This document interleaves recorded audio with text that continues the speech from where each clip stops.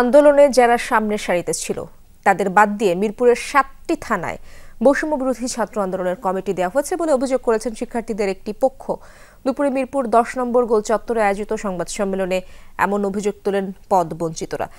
সংবাদ সম্মেলনে লিখিত বক্তব্য পাঠ করেন রাকিবুল ইসলাম রনি নামের এক শিক্ষার্থী। এ সময় তিনি বলেন, মিরপুরের 7টি থানায় 2 দিন আগে বৈষম্য বিরোধী ছাত্র আন্দোলনের যে কমিটি দেওয়া হয়েছে সেখানে ছাত্রলীগের সক্রিয় কর্মীর নাম রয়েছে, অথচ যারা রাজপথে আন্দোলন করে গুলিবিদ্ধ হয়েছিল তাদেরকে বাদ দেওয়া হয়েছে। এই বিষয়টি নিয়ে রূপায়ণ টাওয়ারের অফিসে কথা বলতে গেলে তাদের উপর হামলা হয় বলে অভিযোগ করা হয় সংবাদ সম্মেলনে। রাস্তাঘাট গলি গলি যেখানে যান সবাই কাছ থেকে জিজ্ঞাসা করুন কারা কাজ করছে। তারা করেনি এমন না, সবাই করছে, কিন্তু কমিটি একপাক্ষিক কেন হবে? ৭১-ও দেখেছি প্রকৃত যোদ্ধারা অবহেলিত হয়েছে, এরশাদের আমলেও প্রকৃত যোদ্ধাদের বঞ্চিত করা হয়েছে। সেম 24-এ এসেও যে এই দৃশ্য আমাদের দেখতে হবে কোনোদিন আমরা কল্পনা করি নাই।